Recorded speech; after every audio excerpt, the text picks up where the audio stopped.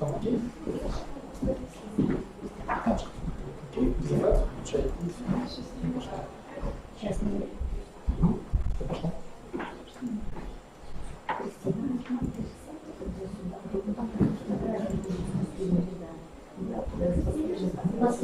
Последние девочки сюда пересадьте.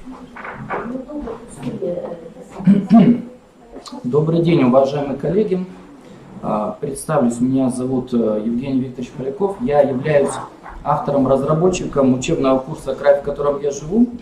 Являюсь методистом лаборатории развития этнокультурного образования.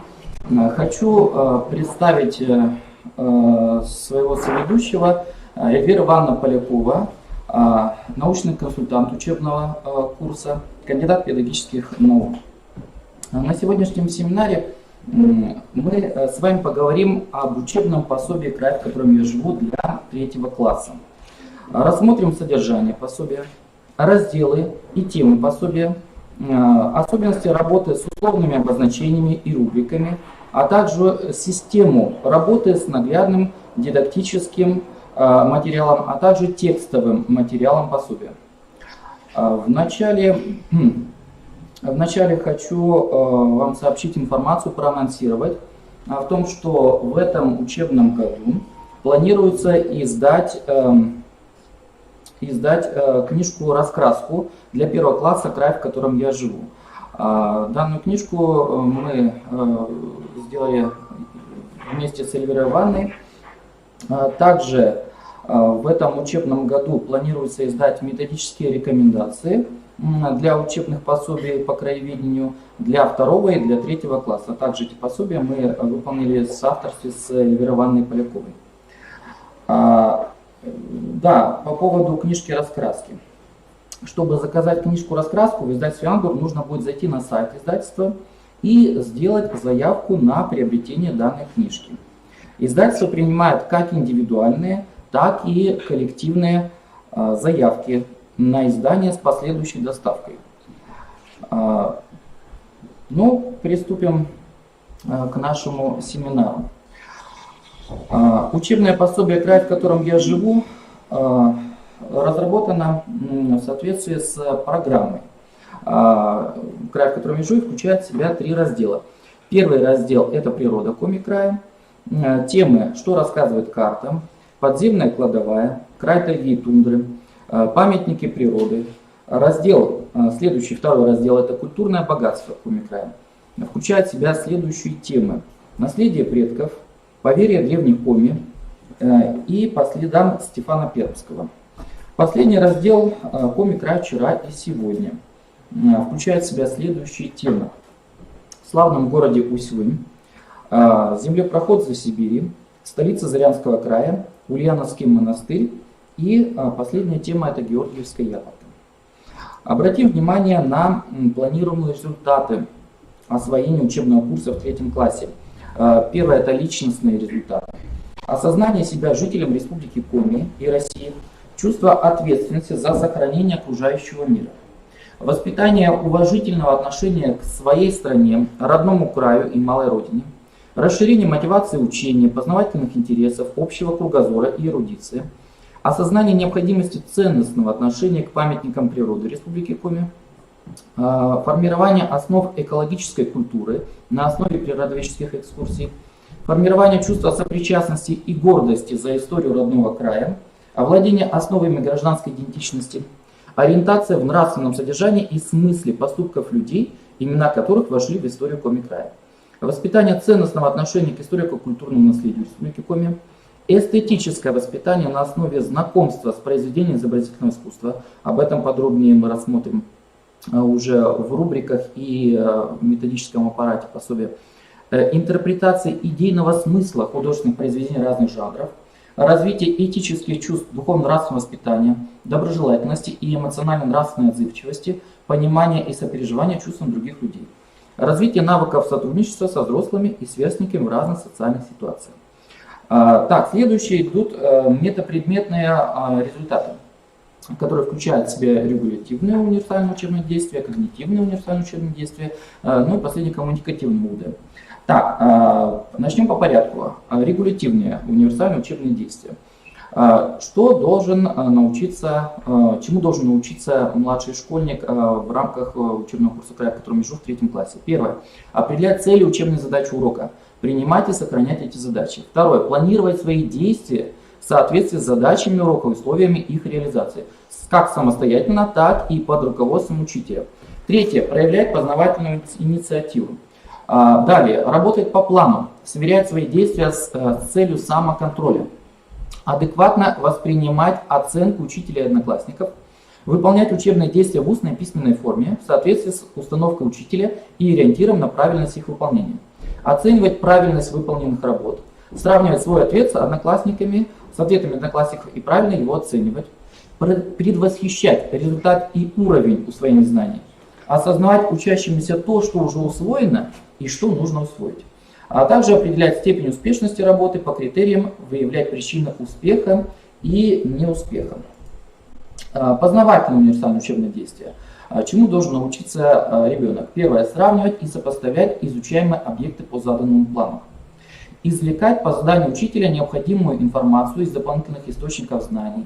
Ну, это проектно-исследовательские работы, да, имеется в виду. Владеть навыком смыслового чтения художественных и научно-популярных текстов, высказывать обоснованные суждения. Об этом подробнее расскажет Эльвира Ивановна. Прогнозировать содержание раздела по названию, ключевым словам и фразам, содержание текста по названию. Также Эльвира Ивановна об этом вам расскажет. Сравнивать репродукции произведений изобразительного искусства с содержанием текстового материала. Выделять существенную информацию из научно-популярных и художественных текстов разных жанров, из репродукций картин и иллюстраций. Находить объяснения незнакомых слов и понятий в послетекстовых сносах.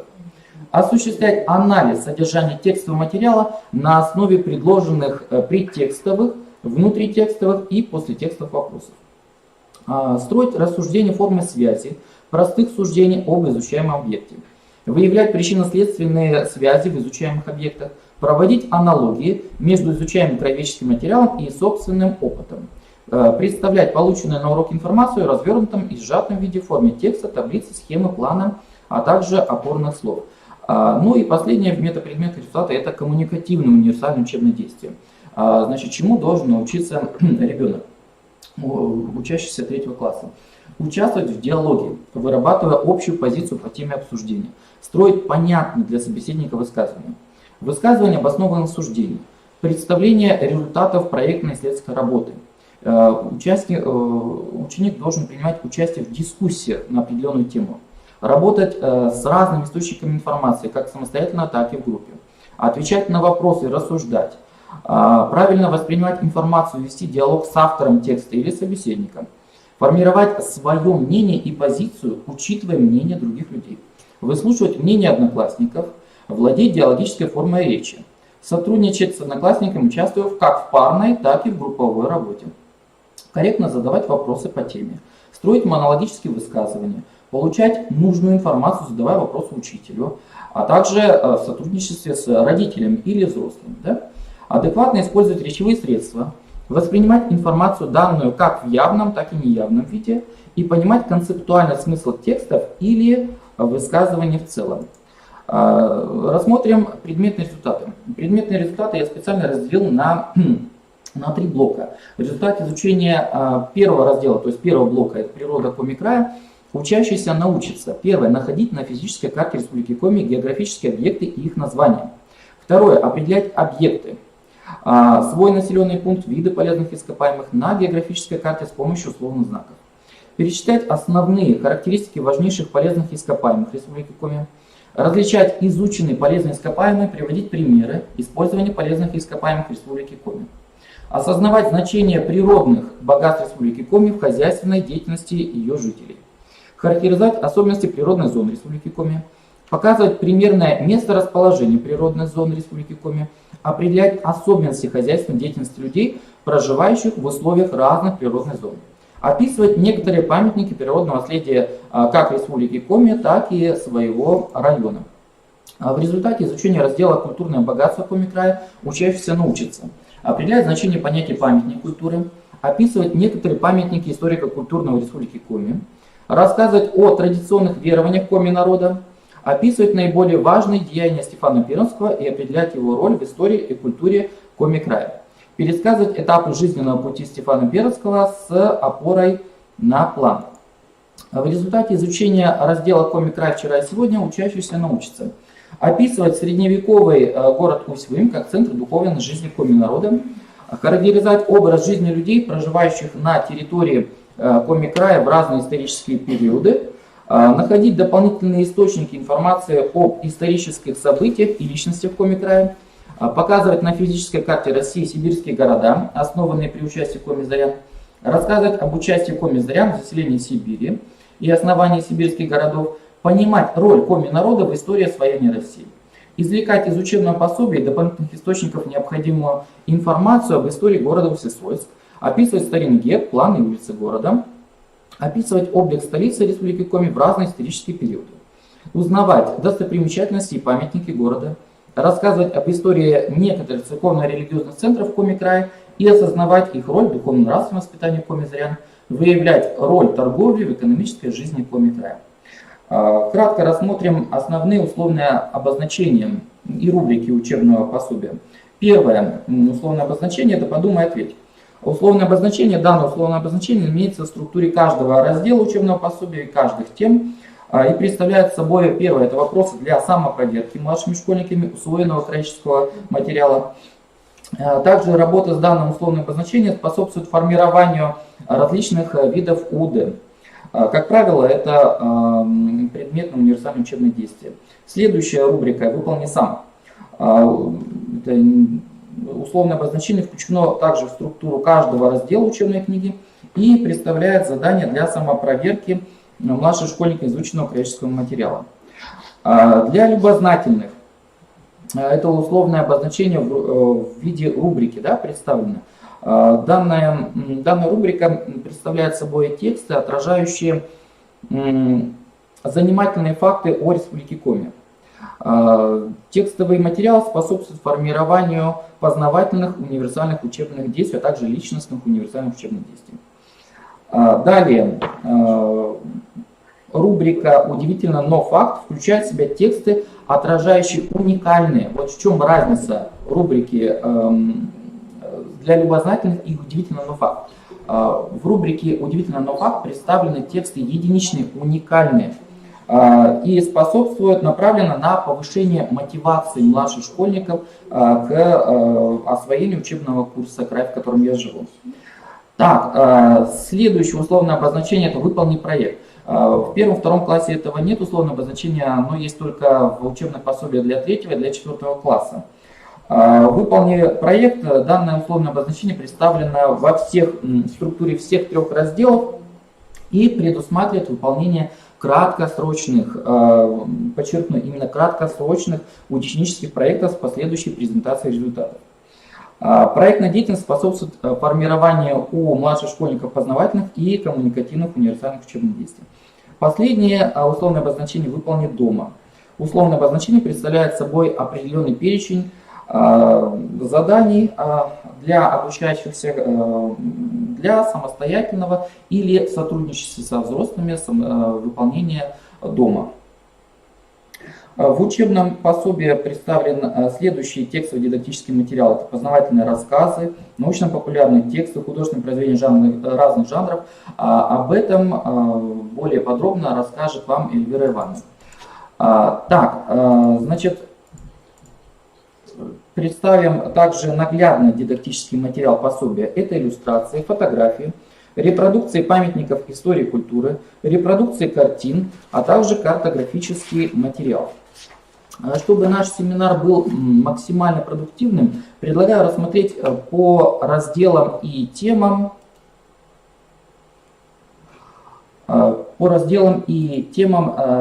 содержания пособия. Так, сейчас я открою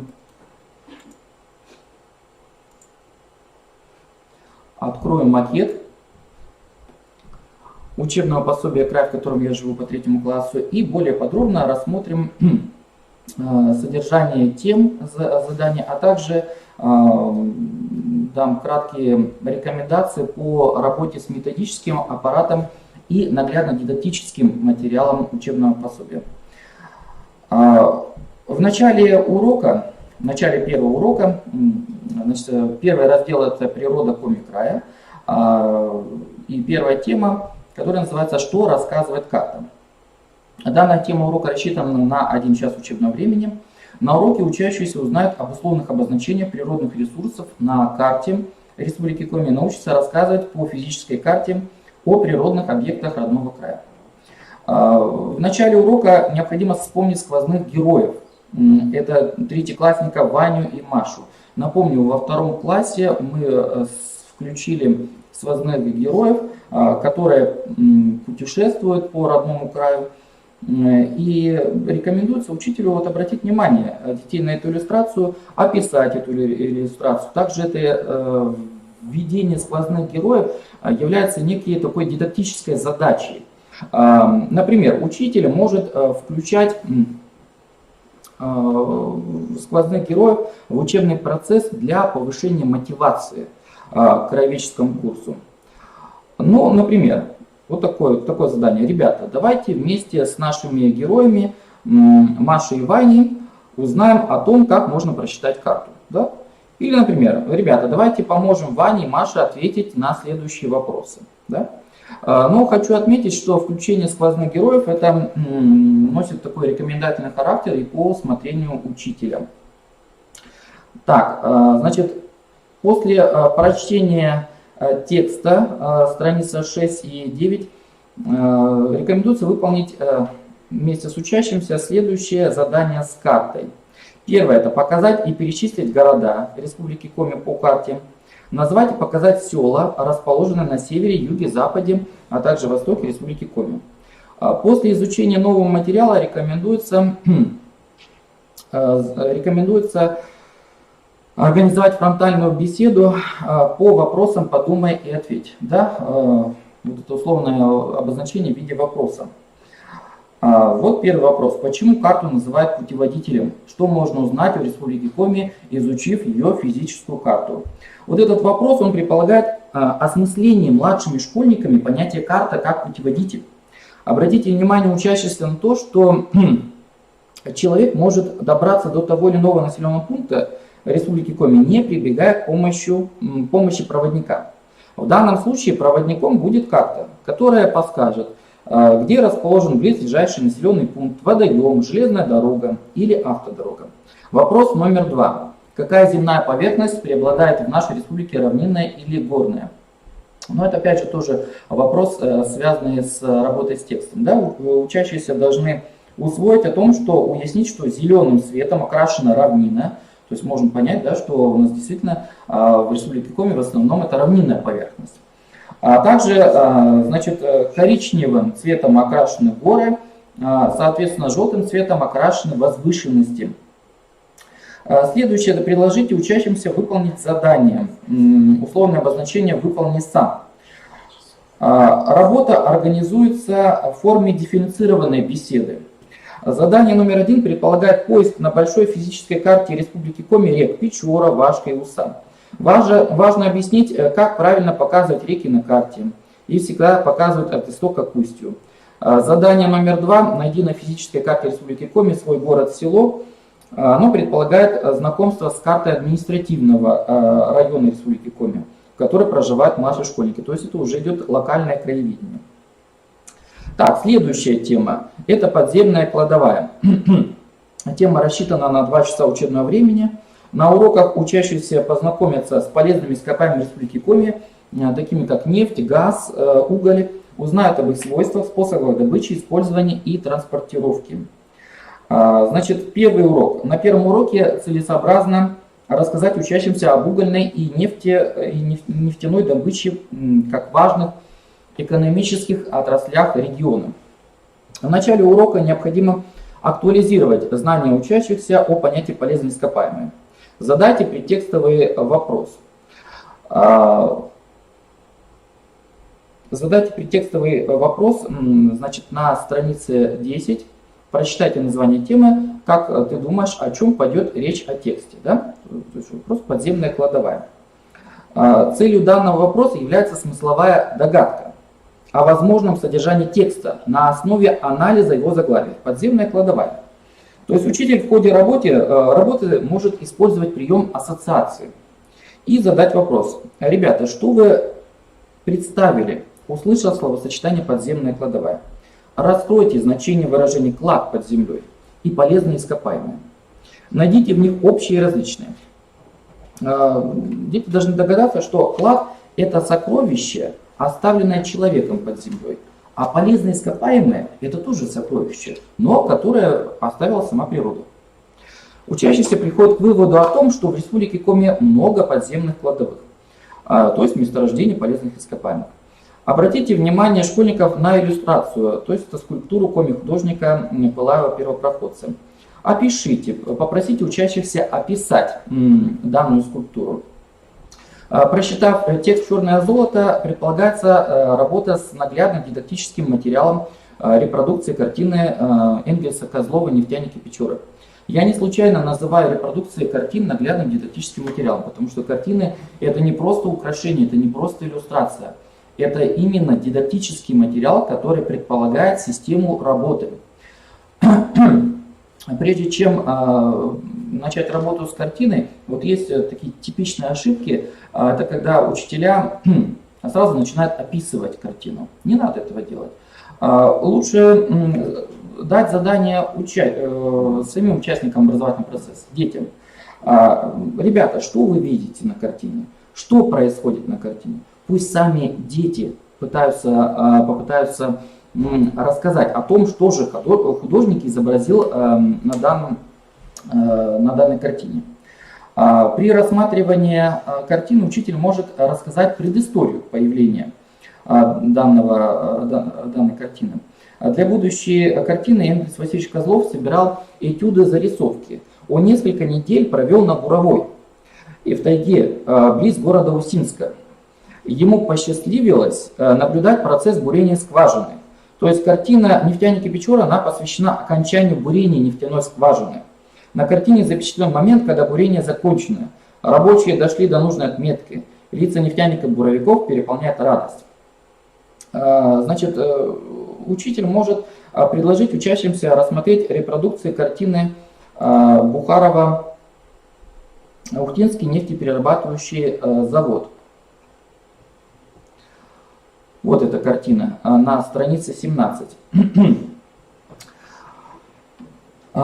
Художник запечатлел промышленный объект, который расположен в городе Ухте. А на данном заводе происходит переработка нефти в различные виды топлива.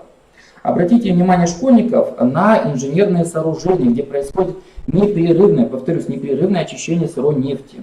В процессе рассматривания картины важно осознать, что нефть в сыром виде – это не конечный продукт. Черное золото, то есть нефть, проходит несколько стадий переработки, прежде чем станет топливом. На втором уроке целесообразно познакомить учащихся с газовой промышленностью Республики Коми. Вот, текст «Голубое топливо».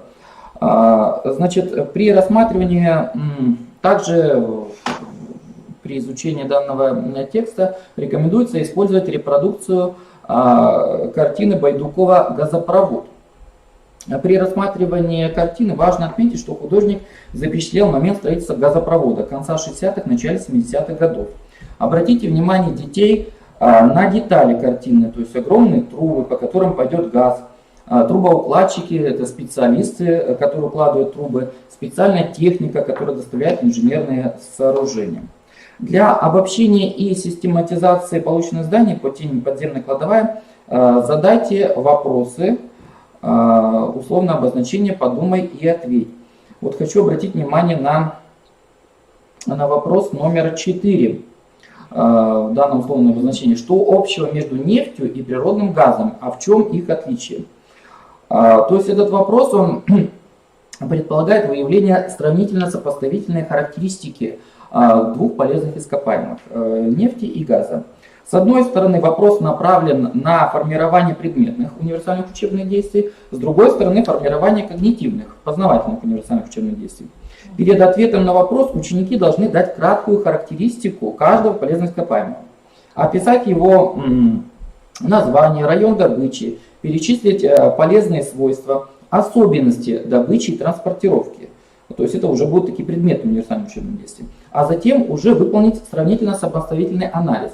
Это уже будут не предметные, а когнитивные, познавательные в универсальном учебном действии. Итак, сходство нефти и газа. Это их применение, да? Применение в качестве топлива. Данные полезные ископаемые объединяют способы их добычи, то есть бурение скважины и транспортировка через трубопровод. Отличительными особенностями полезных ископаемых являются: первое – это описательная характеристика. Газ он бесцветный, а нефть черная, маслянистая жидкость. И второе – это районы добычи. В Усинском и Ухтинском нефтегазовых месторождениях добывается как нефть, так и газ, а в Ухтыльском районе добывается только газ. Предложите младшим школьникам выполнить задание. Выполни сам. Значит, задание номер 1. Найди на карте Республики Коми месторождения полезных ископаемых и обозначь их, используя следующее условное обозначение. И тут даны условные обозначения. Уголь в виде квадрата черного, нефть в виде черного треугольника и газ в виде синего треугольника. То есть учителю необходимо заранее подготовить данное условное обозначение. Задание номер 3. Задание номер 3. Прочитаем. Как известно, полезные ископаемые – это исчерпаемый источник энергии, который когда-то закончится. Подумай, какие меры можно принять для бережного использования природных богатств Севера. Вот это задание, оно направлено на то, чтобы учащиеся в ходе коллективной беседы обсудили, какие можно принять меры для сохранения подземной кладовой Республики Коми. То есть это первое – рациональное потребление природных ресурсов, бережная транспортировка полезных ископаемых. Вот так, например, в Республике Коми были случаи разлива нефти. В процессе обсуждения учителю необходимо обратить внимание на бережное еще использование природных богатств Севера. Так, хорошо. Еще вот хочу обратить ваше внимание на условное обозначение «выполни дома». То есть это задание, оно носит выборочный характер. То есть ученику надо выбрать какое-то одно из предложенных заданий. Следующая тема. Край, в котором я живу. Данная тема рассчитана на 3 часа учебного времени.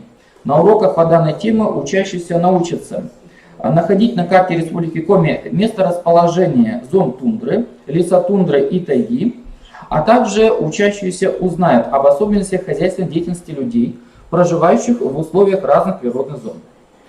Так, на первом уроке целесообразно познакомить учащихся с основной характеристикой природных зон Республики Коми и их месторасположением. В начале урока актуализируйте знания младших школьников о понятиях тайга и тундра.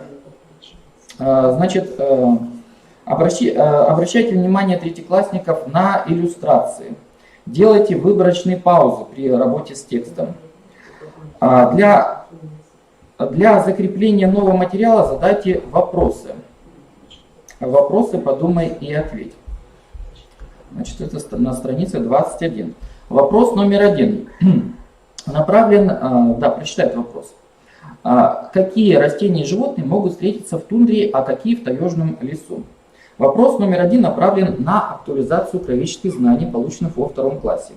Учащиеся вспомнят лесных зверей и птиц. Это медведь, лось, лиса, заяц, рысь, белка, глухарь, рябчик, дятел, клёст, турухтан, трясогузка и другие звери, а также животных тундры. Северный олень, песец, белая куропатка, полярная сова, плавунчик и другие животные. В конце урока предложите учащимся выполнить задание. Выполни сам. Значит, первое задание.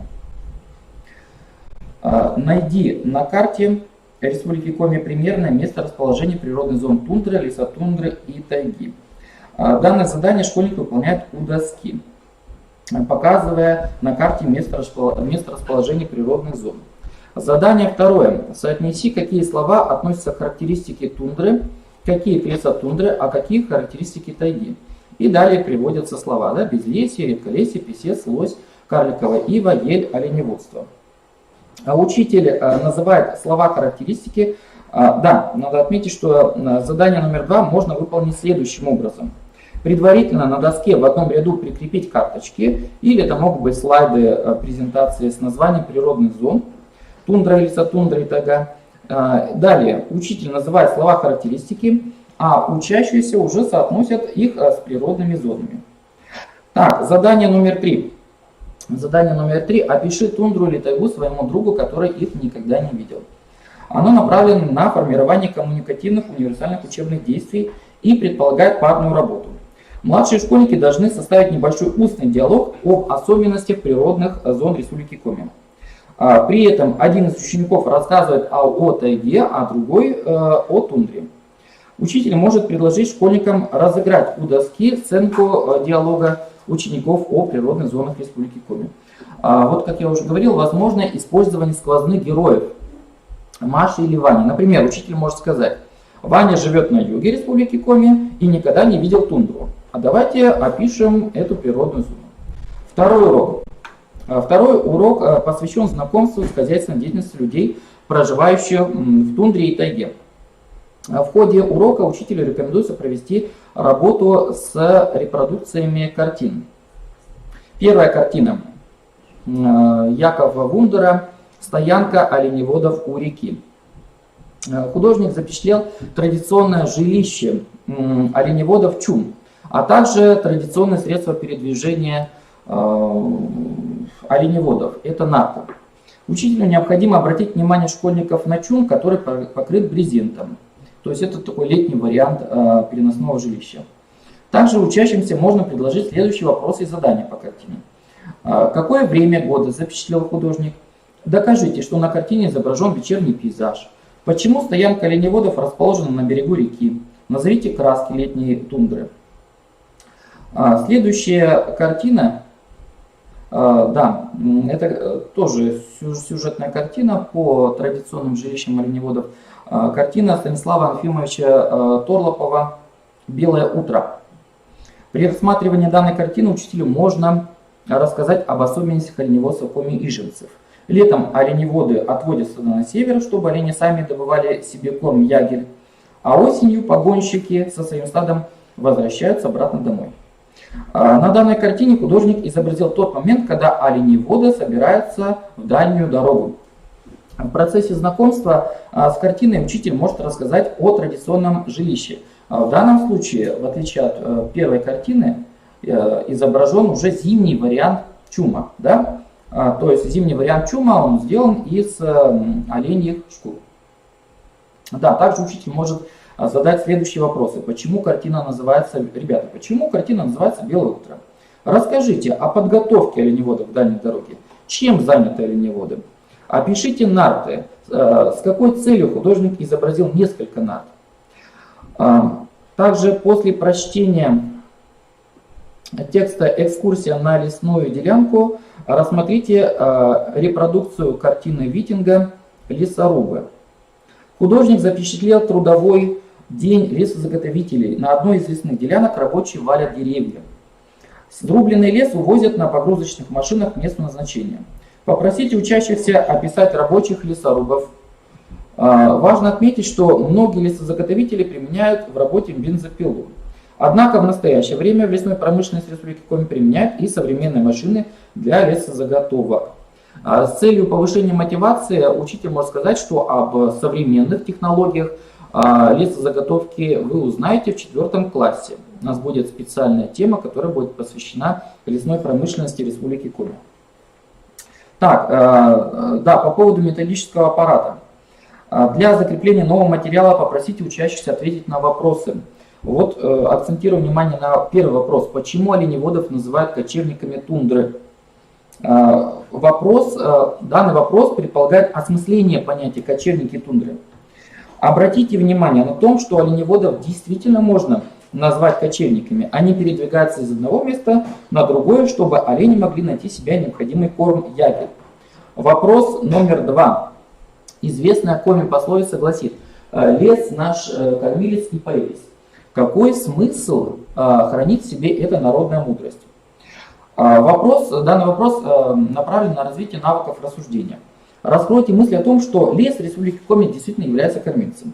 Наша республика, она лесная. Здесь активно ведется лесозаготовка и деревообработка. Большую пользу для людей приносят дары тайги, грибы, ягоды, а также промысловая охота. Так, предложите младшим школьникам выполнить задание. Выполни сам. Значит, задание номер 1. Оцени, насколько новыми и полезными были для тебя полученные сведения о природных зонах Республики Коми. Да, данное задание будет встречаться в некоторых темах данного учебного пособия, и это задание направлено на формирование регулятивных универсальных учебных действий. А именно это предвосхищение результата и уровня усвоения знаний. Осознание учащимся то, что усвоено, и то, что еще нужно будет усвоить. Так, задание номер 2. Вместе с одноклассником на основе прочитанного составь сравнительную таблицу на тему хозяйственной деятельности людей в природных зонах Республики Коми. Да, задание, как вы видите, предусматривает парную работу, в которой младшим школьникам необходимо перевести словесную информацию в табличную. Третий урок в соответствии с программой предусматривает проведение природоведческой экскурсии. Так, последний урок по данной теме – это памятники природы. Четвертая тема – памятники природы. Тема рассчитана на 2 часа учебного времени. На уроках по данной теме учащиеся познакомятся с таким понятием, как памятник природы, и узнают о некоторых памятниках природного наследия Республики Коми. Первый урок. На первом уроке целесообразно познакомить учащихся с некоторыми памятниками природы и подвести учащихся к мысли о том, что природа, она является, она может быть тоже прекрасным скульптором. И природа способна создавать настоящие памятники. Так, значит, после прочтения текста выполните задание. Да, важно отметить, что при чтении обращайте внимание на иллюстративный ряд. Дайте время учащимся, чтобы они могли подробно рассмотреть фотографии, описать, что изображено на фотографиях. Вот, вопрос первый. Где? Так, нет, давайте рассмотрим вопрос номер 3.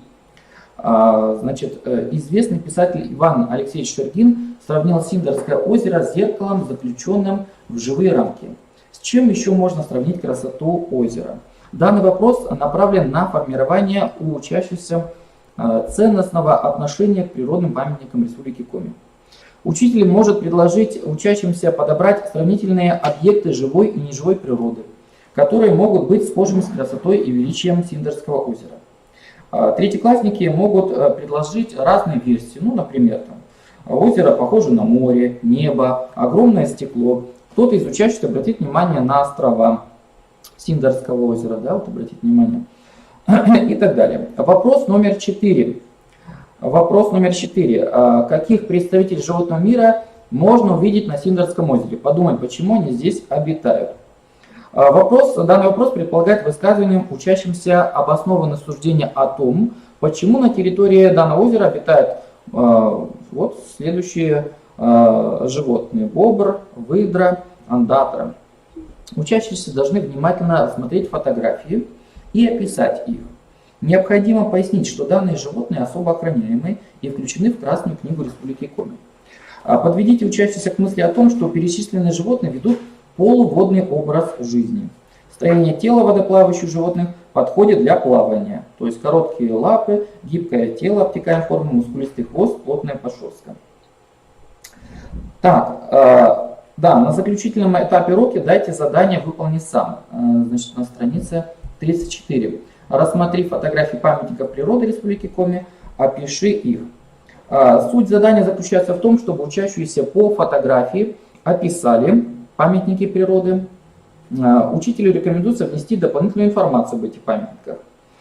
Ну, во-первых, покажите на физической карте Республики Коми гору Тимаис, которая расположена в Троицко-Печорском районе на территории Северного Урала. Задайте школьникам уточняющие вопросы. Что вы видите на фотографии? Что может быть спрятано под ледяным панцирем?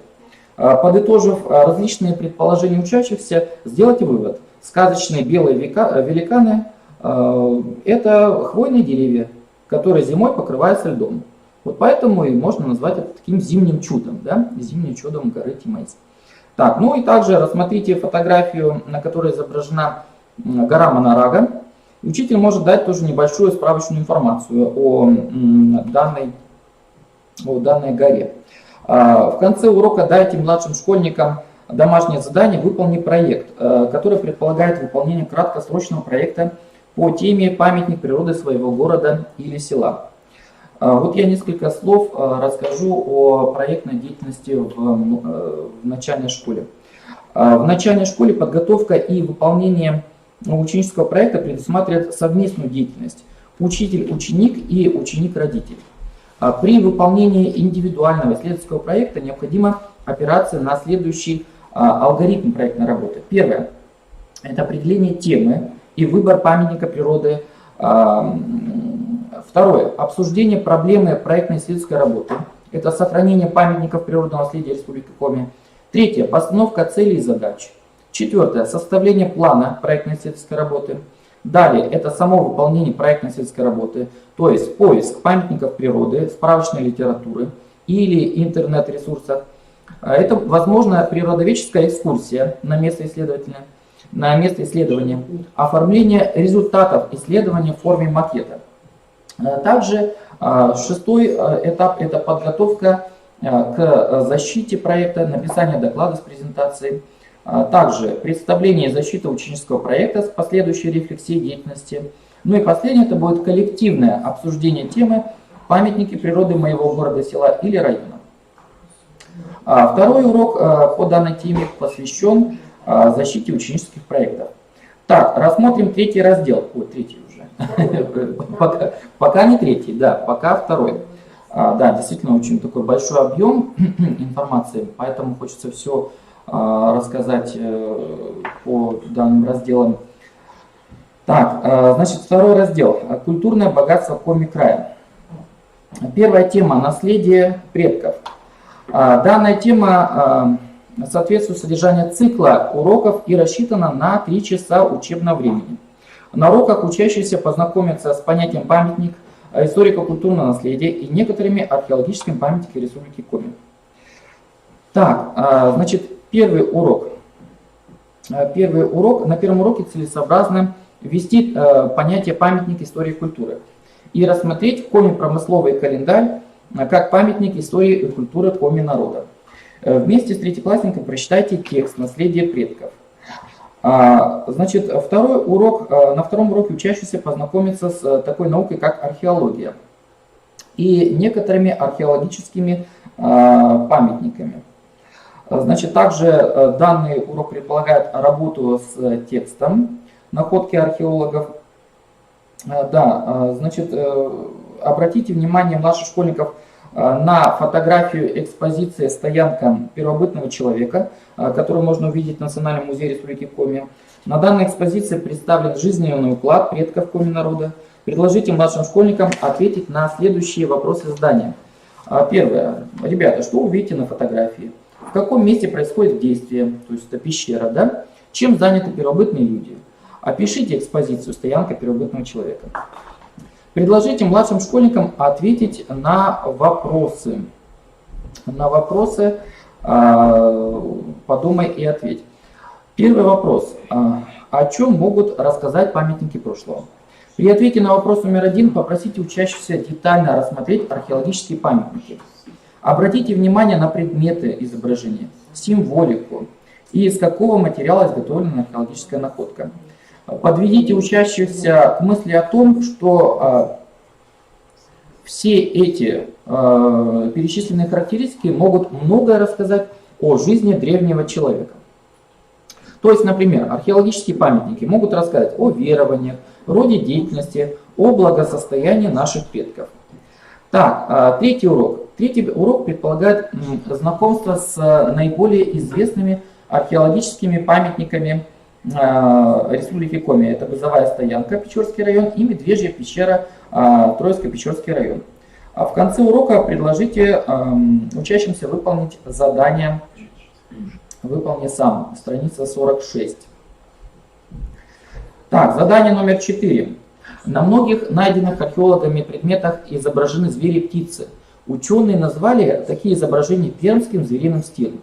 Подумай, почему древние люди украшали предметы фигурами зверей и птиц? Данное задание предполагает ввод новой информации о пермском зверином стиле.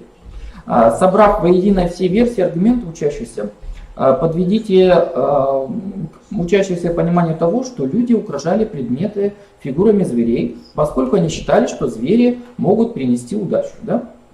Так, в конце урока предложите младшим школьникам домашнее задание «Выполни проект». Данный проект является культурно-образовательным, он является групповым и краткосрочным. Он выполняется по выбору учащихся и усмотрению учителя. Учащимся в малых группах, то есть примерно 3-5 человек, необходимо найти информацию и презентовать проект в форме школьного стенда об археологических памятниках своего района или соседних районов. Также учителю рекомендуется в качестве помощи предложить младшим школьникам дополнительную литературу и тематические интернет-ресурсы. Так, перейдем к следующей теме, это поверье древних коми.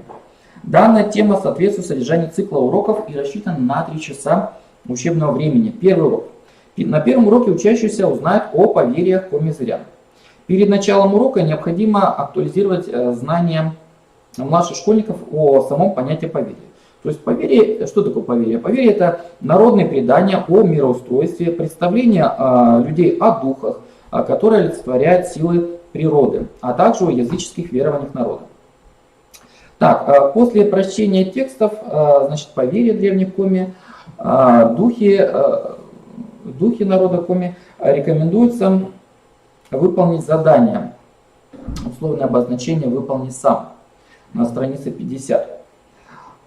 Так, значит, вопрос номер 1.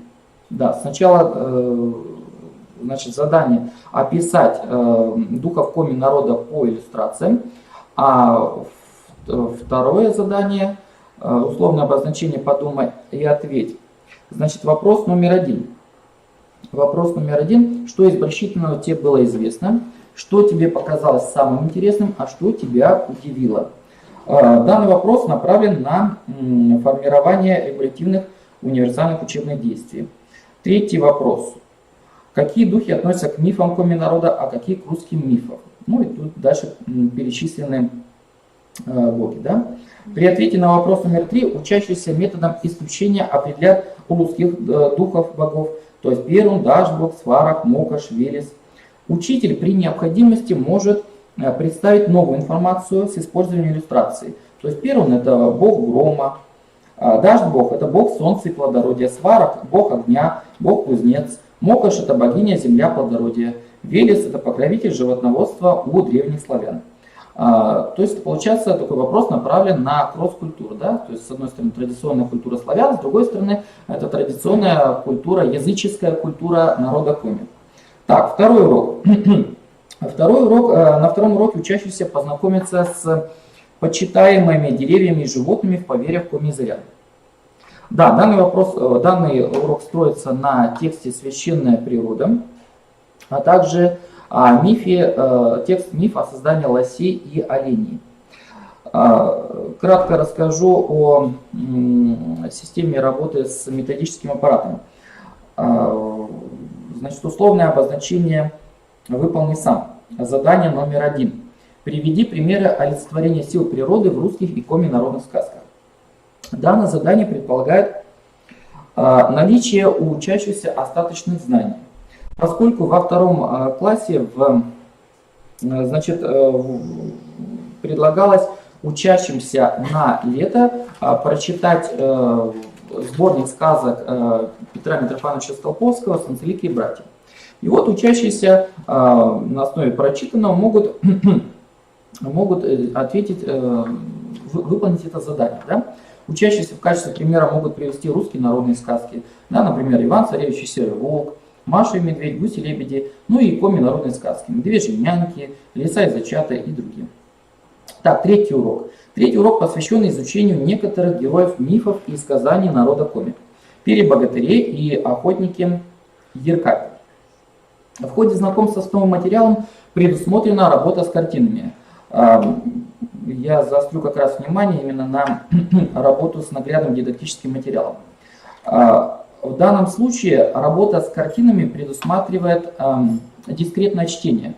То есть в данном случае будет соотнесение текстового материала с наглядным дидактическим материалом. Так, ну, чтобы не быть голословным, приведем пример. После прочтения второго абзаца легенды Пера и Водяной вместе с младшими школьниками рассмотрите репродукцию картины Аркадия Мошева «Земля не держала». Ну вот, значит, сначала учитель читает, ну или учитель вместе с детьми читает второй абзац. На лицо он точно дитя голубоглазое, только с густой светлой бородой, взгляд его мягок, а рука тверда, будто каменная. Бывало, положит ручищу свою на лошадиную спину, бедная кобылка прогибается.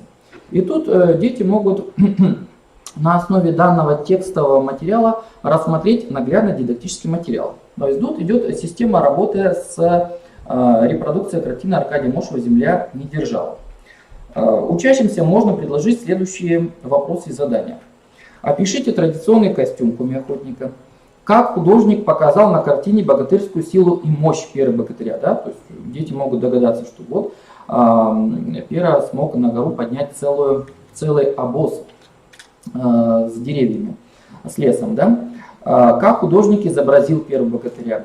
Почему картина была названа «Земля не держала». Какие чувства хотел пробудить автор художнику зрителей. Так, следующее. Прочитайте вместе с учащимися третий абзац на странице 53.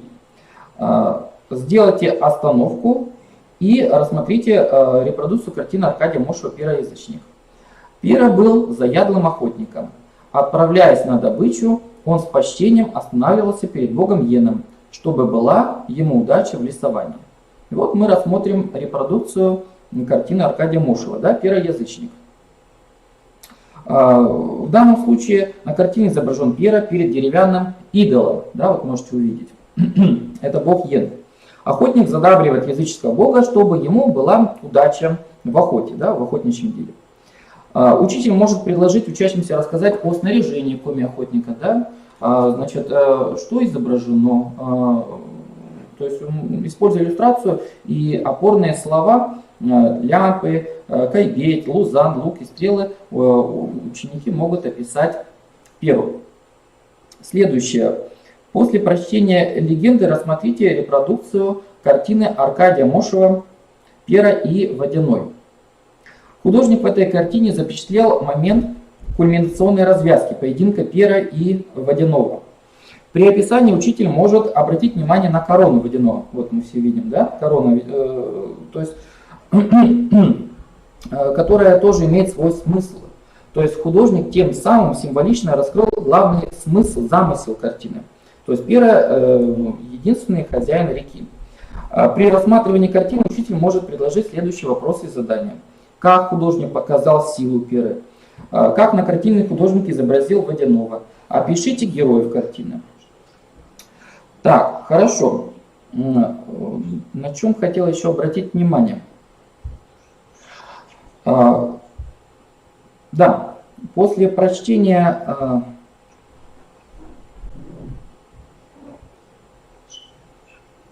да, также картина Аркадия Мошева «Еркап и волшебные лыжи».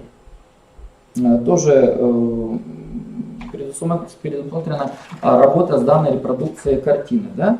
Можно обратить внимание на детали картины, описать данную картину. То есть по легенде охотник Еркап смастерил себе деревянные лыжи, которые мчали быстрее ветра. Достаточно было подумать о том, куда ехать, и лыжи в тот час несли своего хозяина по ветру. Значит, на картине Аркадия Мошева символично изобразил молодецкую удаль охотника. Учителю необходимо обратить внимание на то, как художник сравнивает скорость волшебных лыж с полетом совы. Да? целесообразно раскрыть художественно-изобразительные детали картины. Сова хищная птица, она охотится, Еркап тоже охотится, занимается промыслом. Учащимся можно предложить следующие вопросы по картине. Каким изобразил художник Еркапа? Какие детали картины позволяют утверждать, что Еркап охотник? С какой целью художник изобразил могучий высокий ели? Для чего Аркадий Мошев изобразил сову? Так, следующая тема, значит, это по следам Стефана Пермского. Тема тоже рассчитана на 3 часа учебного времени. На уроках учащиеся узнают о Стефане Пермском как исторической личности, узнают роль Стефана Пермского в истории и культуре Коми-края. На первом уроке целесообразно рассказать младшим школьникам о жизненном пути Стефана Пермского. То есть урок полностью строится на текстовом материале. Да, надо отметить, что значит, также, как и предыдущая тема, значит, данный урок строится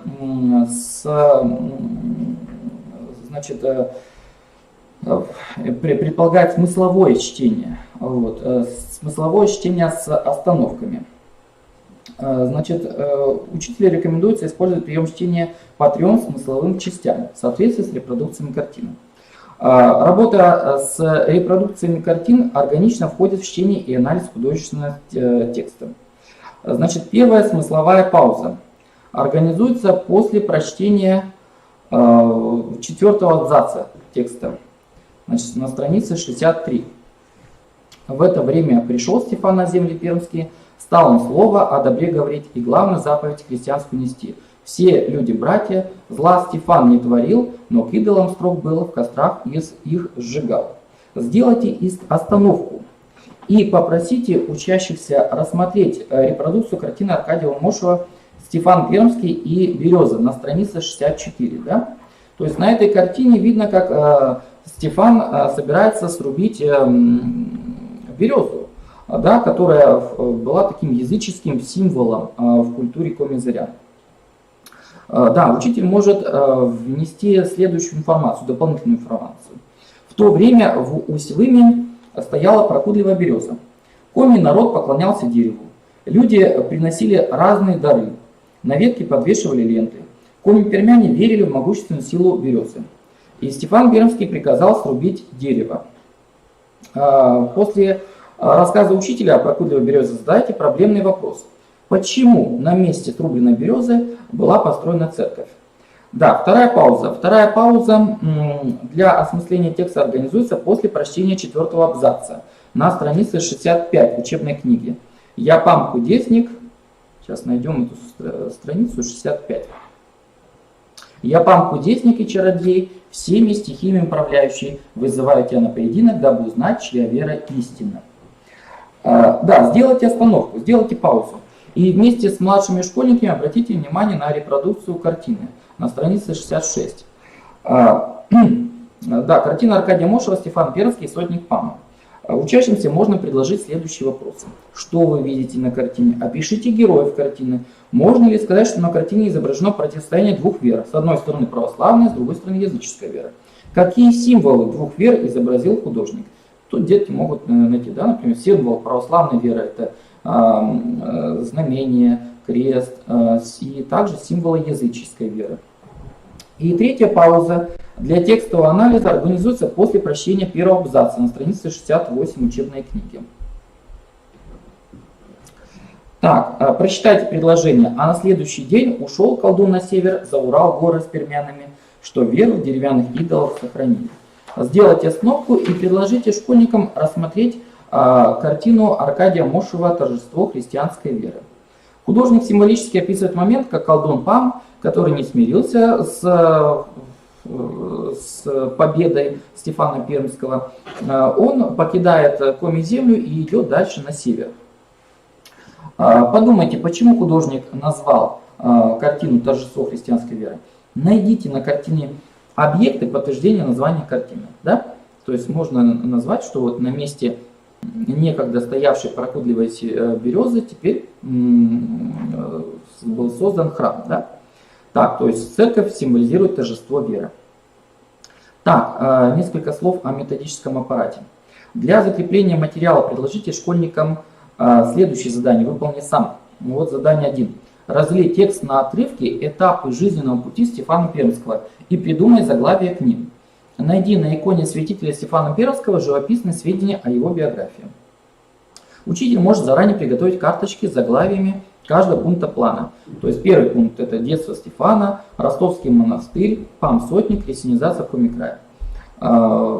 Так, вторая часть этого задания, да? То есть найди на иконе святителя Стефана Пермского живописные сведения о его биографии. Давайте найдем эту икону. Вот она икона, да? Значит, прежде всего, попросите учащихся внимательно рассмотреть данную икону. Акцентируйте внимание на том, что это памятник культуры Коми-народа. Значит, в центре иконы называется средник. Располагается изображение святого Стефана. А на полях изображены клеймы. На этих клеймах изображены сюжеты из его жития. Житие — это биография. Проведите словарную работу с опорой на икону и объясните значение новых слов. Средник, клейма, житие. Изучение иконы начните с самой верхней клеймы. Вот, самой верхней клеймы.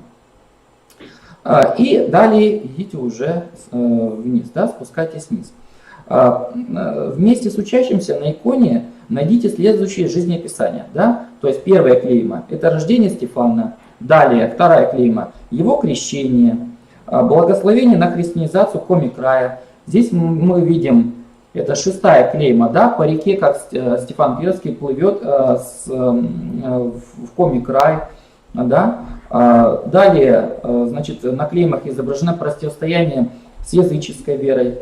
Ну и последние клеймы в нижнем ряду посвящены уже кончине Стефана Пермского, да, в Москве. Так, значит, второй урок. Второй урок посвящен знакомству с древней пермской азбукой, которую разработал Стефан Пермский. Данный урок связан с работой с текстом «Ангур для пермян». Предложите младшим школьникам внимательно рассмотреть деревянный календарь, иллюстрации. Да, также, значит, внимательно прочитать сами буквы древнепермской азбуки. И очень важно выполнить задание следующего характера. Вот. Напиши словосочетание «родной край» на древнепермском языке. Да, то есть учителю необходимо дать рекомендации для младших школьников. На древнепермской азбукой даны обозначения. Это транслитерация. Вот, если обратите внимание, да? Вот эти обозначения. Значит, современного русского алфавита. А, Б, Г, М, Н, О, П и так далее. Педагог может заранее подготовить карточку с надписью «Родной край» на древнепермском языке, чтобы учащиеся смогли сопоставить свои результаты с эталоном. Сейчас я покажу, как это должно было выглядеть. Вот что должно получиться у детей. Так, третий урок. Третий урок посвящен изучению памятника культуры Коми-народа иконе Зырянская Троица, а также презентации творческих работ учащихся.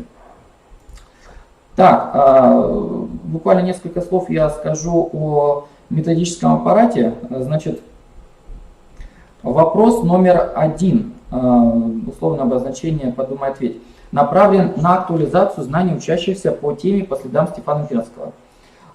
При ответе на вопрос номер 2, почему икона Святая Троица Зырянская особо почитаема в нашем крае, необходимо подвести учащихся к мысли о том, что данная икона является уникальным памятником культуры Коми-народа. Священное изображение является свидетелем прошлого, его памятью. И важно сохранить память о Стефане Пермском как просветителе Коми-земли. Так, следующий раздел. Коми-край вчера и сегодня. Это последний раздел, но такой самый объемный, да, самый большой. Первая тема данного раздела — о славном городе Усть-Вым. Тема рассчитана на 2 часа. На уроке учащиеся узнают о владычном городке Усть-Вым как центре политической, экономической, культурной и духовной жизни Перми Вычегодской. Значит, данный урок строится на работе с текстом, а также наглядным дидактическим материалом. Для закрепления нового материала рекомендуется значит, поработать с следующими вопросами. Так, условное обозначение «подумай, ответь». Вопрос номер 1. Почему село Усть-Вымь в древности называли городом? То есть вопрос номер 1, он направлен на актуализацию знаний учащихся. Почему село Усть-Вымь в древности называли городом? При ответе на данный вопрос учителю необходимо напомнить о том, что издревле слово «город», однокоренное слово «ограждать», «изгородь» обозначало поселение, искусственно укрепленное оградою или валом, или рвом для защиты от неприятельских нападений. Во время опасности и вражеских набегов многие жители других селений укрывались в городах. Вопрос номер 3. Для чего жителям Усть-Вымя нужны были ров и изгороди? Какие опасности подстерегали горожан? Ну, учащиеся могут сразу ответить, да, что значит, назвать врагов города Усть-Вымя. Это вагулы и ушкуйники. Ушкуйники — это новгородские разбойники были, да? Для расширения знаний учащихся и развития их познавательной активности можно дать дополнительную информацию. К воинственным племенам вагулов примкнул языческий колдун Пама, который не смирился с тем, что на коме земле была принята православная вера. Вопрос номер 4. Поразмышляй над тем, почему в древности большинство городов и поселений были основаны на берегах рек. Да, данный вопрос вообще направлен на формирование умения рассуждать на изучаемую тему. Навыки рассуждения. Учителю необходимо отметить, что в древности действительно большинство поселений в Коми-крае были основаны на берегах рек. И привести примеры, да, этих поселений, например, Выльгород, или Усть-Кулом, Усть-Вымь, Усть-Сыльма, все эти поселения были основаны на берегах рек. Почему? Поскольку река была первой транспортным торговым путем. Потом, значит, кроме этого, для хозяйственных нужд действительно многие поселения образовывались на берегах рек. Так, значит, в конце урока можно предложить учащимся задание на выбор. Да? То есть учащиеся выбирают только одно из предложенных заданий. Второй урок, на втором уроке могут быть организованы следующие формы работы. Первое – это презентация творческих работ учащихся по теме в славном городе Усть-Вымь. Вторая форма работы – это выездная экскурсия в Усть-Вымский историко-краеведческий музей. Ну и третья форма работы – это виртуальное образовательное путешествие в владычный град Усть-Вымь. В общем, я всем учителям начальных классов, учителям предметников в рамках краеведческого курса рекомендую использовать в своей работе такие формы работы, как выездные экскурсии, музейные уроки. Вот поскольку именно выездные экскурсии, они обогащают краеведческое содержание, делают его интересным, содержательным. И дополнительно я буду проводить семинары, вебинары по теме организации разных видов экскурсий в рамках краеведческого курса. Так, следующая тема.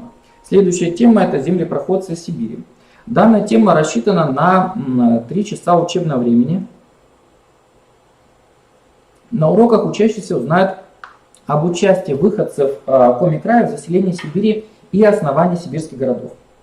Первый урок. На первом уроке целесообразно познакомить учащихся с историческим периодом, связанным с освоением Сибири в XVI веке, русскими и коми-землепроходцами. Данный урок строится на работе с текстами. Так, значит, в начале урока необходимо актуализировать знания школьников о понятии землепроходец. То есть можно уточнить, что в старину землепроходцами называли путешественников-исследователей. Да? Также предполагается работа с репродукцией картины. В данном случае это картина художника Василия Ивановича Сурикова «Покорение Сибири Ермаком». На полотне представлены, да, надо отметить, что именно в составе, о чем этот текст, да, о том, что в составе отряда Ермака были тоже выходцы из Коми-края. И надо отметить, что покорение Сибири Ермаком не только было мирным, но и таким воинствующим. Да? И вот как раз на картине представлены две враждующие стороны. С одной стороны это казаки в составе отряда Ермака, в котором были выходцы из Коми-края, а с другой стороны это воинствующее сибирское племя, да? Сибирские народы. Да, в левой части картины изображены казаки, среди которых можно даже ученикам описать, как они выглядят. Можно даже попросить учащихся найти на картине самого Ермака. Мы можем видеть, он как раз экипирован в латах, шлеме. Вот, можно его увидеть, узнать только по повелительному жесту, да, его руки, направляющей отряд на врага. Так, а на правой стороне картины изображены полчища отважных сибирских татар. Противники вооружены мечами, луками. На картине битва в самом разгаре. Но, однако, исходя из содержания картины, можно увидеть, что исход боя он решен, вот, поскольку видно, что значит, сибирские татары, они убегают. Да? Многие всадники в беспорядке ринулись к городу, что виднеется вдали. Так, в рамках работы с этой картиной учитель может дать следующие вопросы и задания. Докажите, используя детали картины, что казаки одерживают победу над войском хана Кучума. Какими предстают перед нами казаки и татары? О чем говорят их лица и позы? Какими художественными изобразительными средствами художнику удалось передать знаменательное событие, связанное с покорением Сибири Ермаком? А также хотелось бы обратить внимание на вот этот старинный рисунок. Перетаскивание волоком лодки с помощью катка. Да, нужно будет отметить, что сибирские землепроходцы, они открывали новые земли, передвигались не только по воде, ну, в основном по воде, да, и им приходилось перетаскивать лодки по суше волоком через глухие таежные леса. А такой способ передвижения для путешественников был большим испытанием. Учителю также рекомендуется показать на карте России территории Уральских гор и Сибири, а также сибирские реки Обь, Иртыш, Енисей, Ангара и Лена, которые покоряли путешественники. Так, хорошо. Значит, предложите учащимся следующие вопросы. Значит, вопрос номер 1. Чем отличаются и чем схожи понятия землепроходец и путешественник? То есть данный вопрос направлен на развитие умения делать логические умозаключения. То есть это когнитивное универсальное учебное мысли. Учителю необходимо уточнить значение слов путешественник и землепроходец. Путешественник – это человек, который совершает поездки за пределы своего места проживания. А землепроходец – это человек, который открывает и исследует новые земли. Вот в чем отличие этих двух понятий. Так, следующий момент. На заключительном этапе урока предложите младшим школьникам задание «Выполни сам». На странице 83. Задание номер 1. Найди на карте России сибирские города, основанные при участии коми-зырян. Да, предполагает наличие на доске административной карты России. Младшие школьники должны показать города Тюмень и Тобольск, находящиеся на территории Тюменской области. Задание номер 2. Найди в коми-русском словаре, объясни название северных сибирских городов Уркар и Войкар.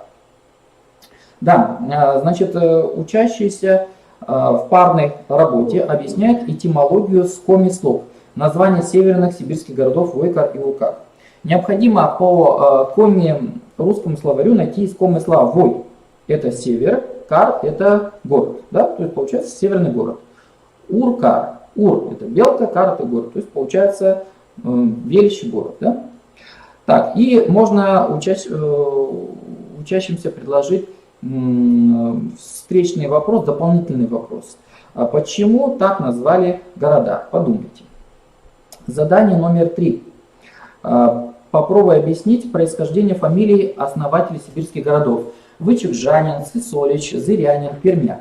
Задание направлено на развитие учащихся ассоциативного мышления и предполагает использование физической карты. карты Республики Коми. Например, происхождение фамилии одного из основателей семирских городов, Якуньки Сысолича, связано с названием реки Сысола. Да? Так, хорошо, второй урок. Второй урок посвящен путешествию по Сибири отряда Дмитрия Зыряна в составе экспедиции русского путешественника-первооткрывателя Семена Дежнева. Вот этот текст «Большая река Дмитрия Зыряна». Да?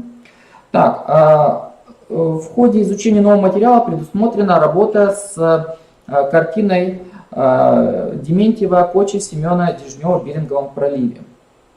Значит, на картине изображены небольшие парусные судна, кочи, которые назывались кочи, да?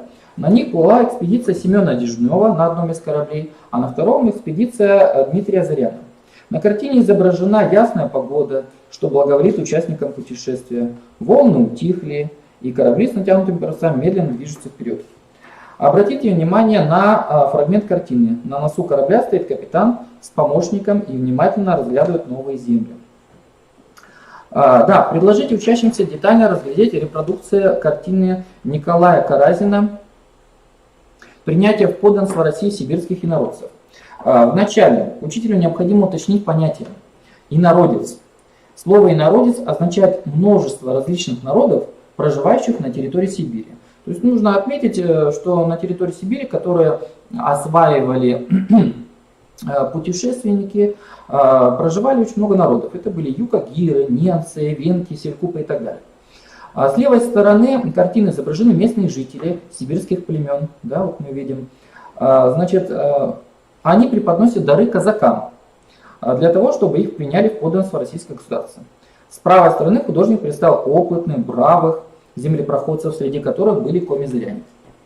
После прочтения текста целесообразно показать на физической карте России путь, который проделал отряд Дмитрия Зыряна. Река Индигирка, река Лазея, Студенное море. Студенное море — это современное Баренцево море. Ну, не Баренцево, Берингово, простите, пожалуйста, Берингово море. Река и далее река Колыма. Сделайте познавательную минутку и прочитайте текст о поселке Зырянка. Да. Для закрепления знаний предложите учащимся ответить на вопросы «Подумай и ответь» на странице 89. Вот вопрос номер 2.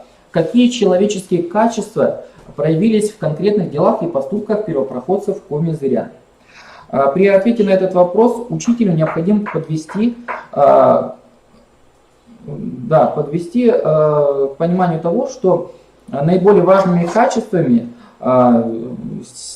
землепроходцев являются храбрость, целеустремленность, любознательность, находчивость и так далее.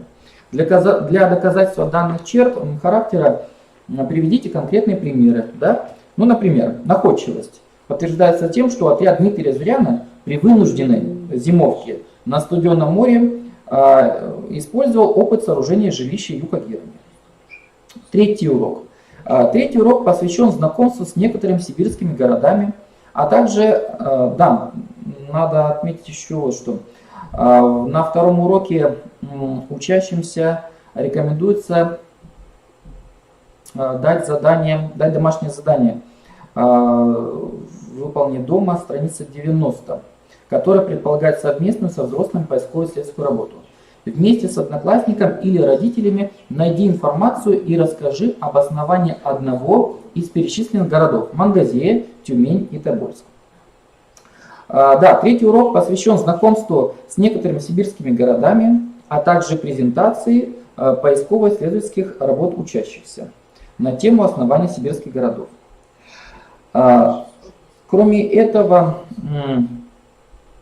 значит, в рамках данного урока предусмотрена работа с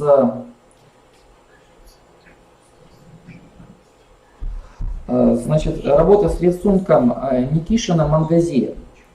Обратите внимание на то, что живописец изобразил город на основе археологических раскопок, то есть это была реконструкция, да? Рисунок реконструкция. В центре изображен город, обнесенный стенами с 5 башнями. Вдали видны дома поселения, где жили ремесленники и горожане. Участникам можно задать дополнительные вопросы по картине. Что изображено на рисунке? Почему город был обнесен стенами? Для чего были возведены 5 башен, расположенных на разных сторонах света? Так, хорошо. Следующая тема в разделе «Коми-край вчера и сегодня» — это столица Зырянского края. Тема рассчитана на 3 часа. При изучении данной темы учащиеся узнают об истории города Усть-Илимск. Да, также, значит, по работе с текстом вам более подробно расскажет Эльвира Ивановна. Я обращу свое внимание на работу с наглядным дидактическим материалом, с репродукциями картин. Первая картина – это картина Анания Размыслова «Разлив». Данную картину можно использовать в качестве иллюстрации к беседе об Усть-Илимске. Художник изобразил воображаемую панораму Усть-Илимска с противоположного берега реки Сысола. Облик города определили каменные храмы. На картине слева направо изображена церковь Вознесения Господня. Сейчас эта церковь сохранилась, это местечко Кироль.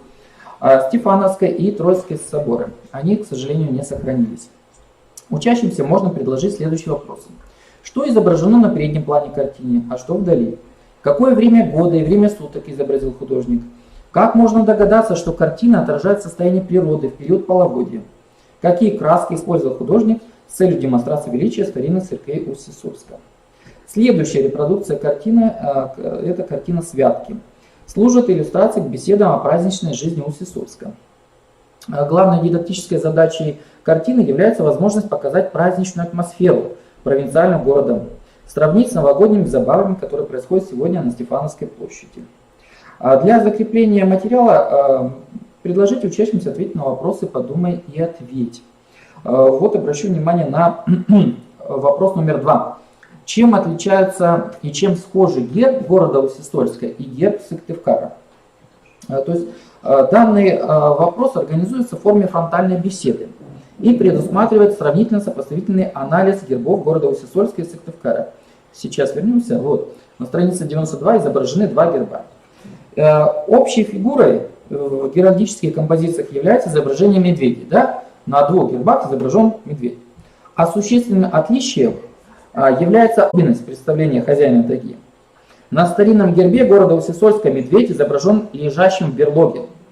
В верхней части герба поднятая крепкая рука вологодского наместничества с символом власти меч и скипетр. Таежный зверь как бы покоряется своим хозяевам Вологодской губернии. То есть это герб города Усть-Илимска. А на гербе города Сыктывкара медведь изображен с распростертыми лапами, которые охватывают пальму. То есть новый герб города символизирует независимость и силу хозяина тайги. Так, второй урок. Второй урок посвящен изучению старинных улиц и зданий, памятников историко-культурного наследия города Сыктывкара. Он организуется по тексту «Улицы, уходящие в вечность». Данный урок организуется в форме заочного путешествия с использованием технологии творческого погружения в прошлое. Заранее познакомьте младших школьников с туристическим маршрутом со следующими остановками. Первая остановка – Стефановская площадь, Трехсвятительская улица, Набережная улица, Покровская, Спасская, Сухановская улица. Можно приготовить карточки или слайды с названиями улиц. Так, значит, для закрепления нового материала предложите задание.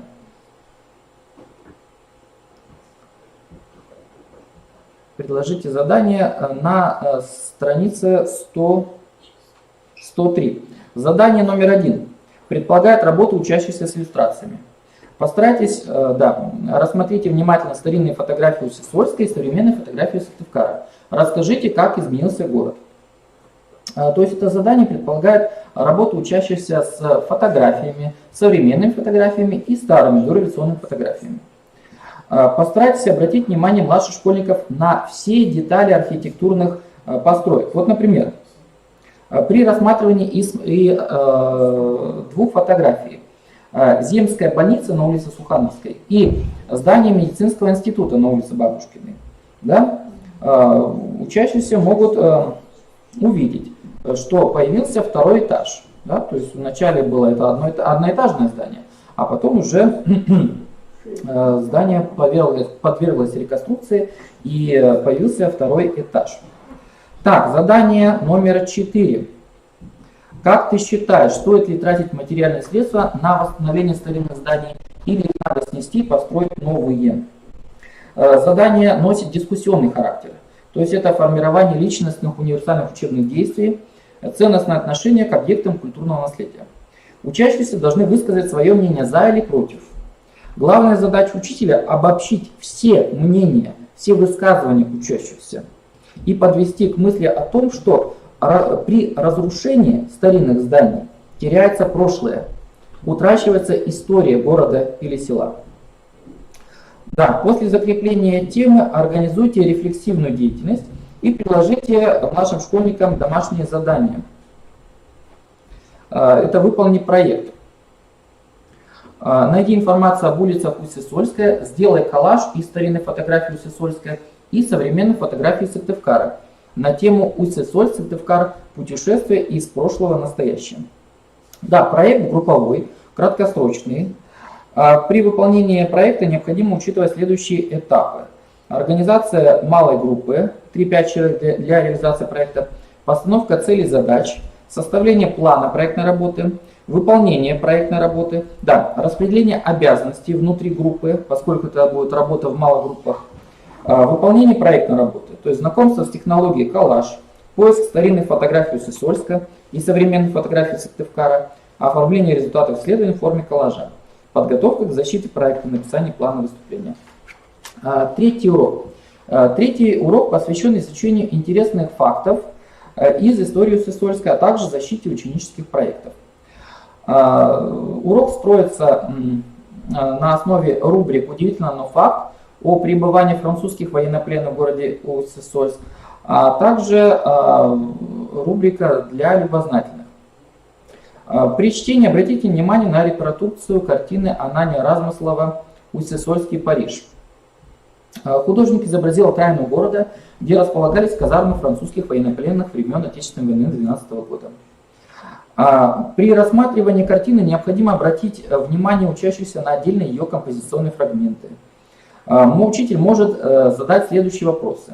Чем заняты французские военнопленные? Кого художник изобразил в центре картины? Как развлекают военнопленные крестьянских детей? И так далее. Значит, по поводу вопросов. Да, для закрепления нового материала предложите учащимся ответить на вопросы на странице 106. При ответе на вопрос номер 1 обратите внимание учащихся на том, что город, как и человек, да, вопрос, можно ли Усть-Сысольск назвать культурной столицей Коми-края. При ответе на данный вопрос акцентируйте внимание на том, что город, как и человек, может быть культурным и образованным. Усть-Сысольск был со всех сторон окружен глухой тайгой. Однако провинциальный город был культурно развитым. Здесь были библиотеки, школы, училища, гимназии. Так, при ответе на вопрос номер 3. Коми-край был местом ссылки многих известных людей.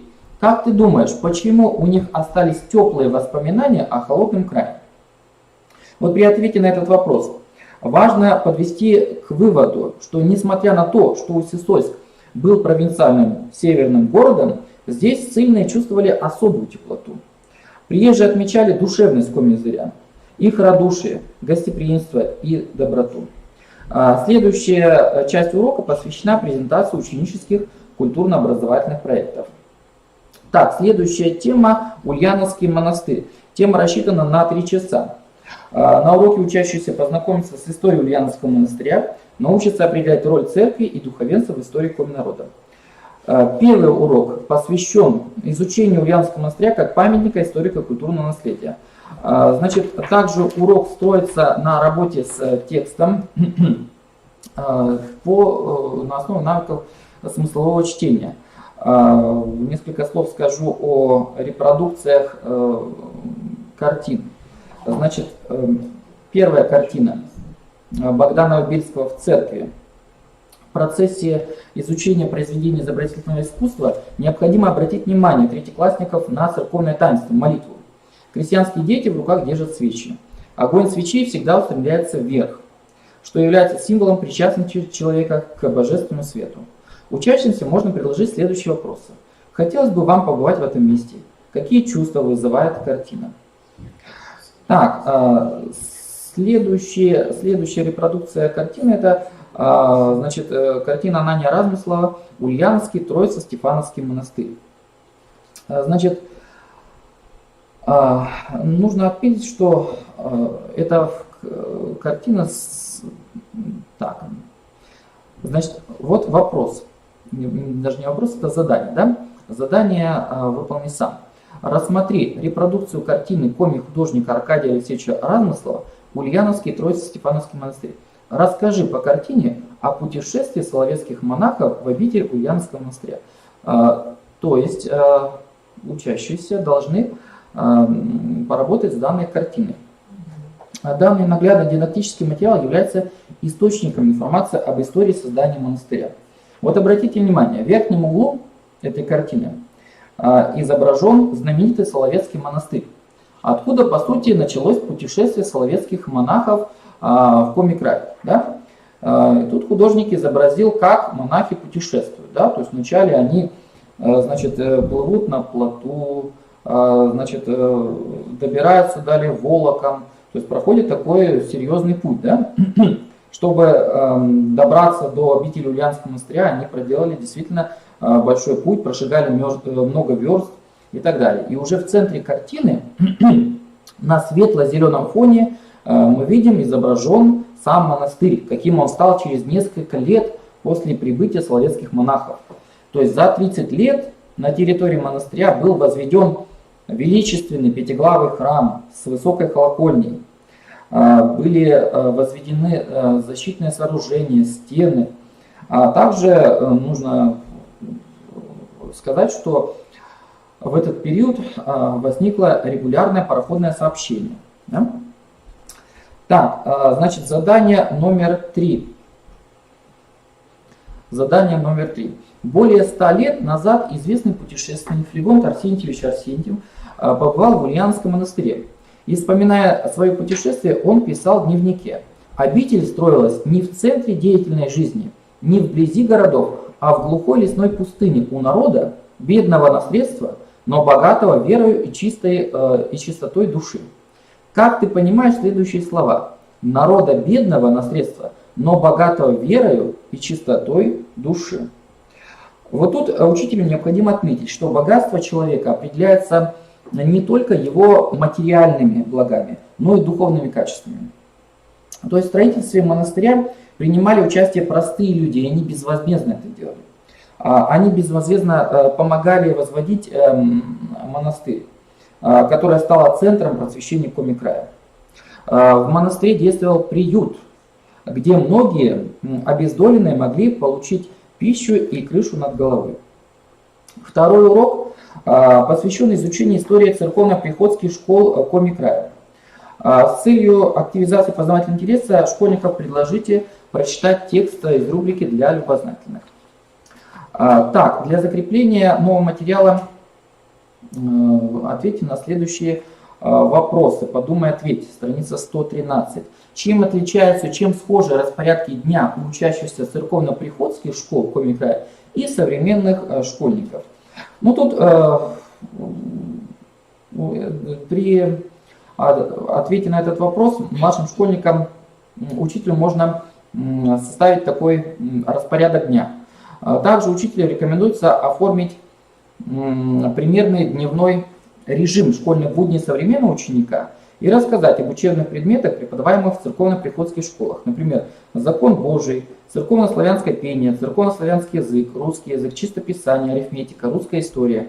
Можно предложить учащимся дополнительные задания. Сравнить учебные предметы, изучаемые в церковно-приходских школах в конце XIX века и в настоящее время в общеобразовательных школах. Подумать, чем отличаются, чем сходны учебные предметы, изучаемые в прошлом и настоящем. Так, также, значит, тут предусматривается после окончания этой темы выполнение краткосрочного культурно-образовательного проекта. Найди вместе с родителями информацию о старинном здании, которое является памятником историко-культурного наследия твоего города или села. Представь результаты своей работы в форме заметки в школьную газету. Так, последняя тема – это Георгиевская ярмарка. Значит, тема рассчитана на 1 час учебного времени. И значит, данная тема включает в себя работу с отрывком произведения Каллистратов Валерьевича Жакова «Георгиевская ярмарка», а также предполагает работу с рассказом Некрасова «Почем белищи шкурки». Да, учитель в рамках данной темы может внести новую информацию о том, что в Коми-крае было много купцов. То есть в провинциальном Уссурийске когда-то давно торговали братья Василий и Николай Латкины, Айфал Кузьбожев, Алексей Суханов, Василий Оплеснин и другие торговцы. Учителю можно рассказать о купце Оплеснине. Знаменитый купец Василий Петрович Оплеснин был сыном торгующего крестьянина из Выльградской волости. Он продолжил торговое дело своего отца. Василий Оплеснин построил в городе Уссурийске двухэтажный дом. Так, для закрепления нового материала предложите ответить на вопросы. Подумай и ответь. Страница 115. Страница 115. Вопрос номер 1. В чем отличие ярмарки от магазина? Он предполагает выявление учащимся общего и различного в понятиях ярмарка и магазин. Собрав воедино все версии и аргументы, подведите третьеклассников к мысли о том, что магазин представляет собой небольшое помещение для розничной торговли, а ярмарка организуется на открытой площадке. Продажа товаров может осуществляться как оптом, так и в розницу. Да, урок Георгиевской ярмарки является последним, и значит, учитель может предложить учащимся перечень дополнительной литературы для чтения. Данную литературу школьники могут прочитать как самостоятельно, так и вместе со взрослыми. Да, мы с вами бегло рассмотрели основные моменты, связанные с особенностями работы с учебным пособием «Край, в котором я живу» в 3 классе. Мне очень приятно, что вы пришли на этот семинар. Наш семинар идет в онлайн-режиме, и поэтому хочу поблагодарить наших слушателей по ту сторону экрана. И надеюсь, наша встреча была плодотворной, и мы смогли решить важные вопросы относительно дидактических особенностей данного учебного пособия. Еще раз хочу вас поблагодарить. Да, еще раз хочу вас поблагодарить. Да, всего доброго. До свидания.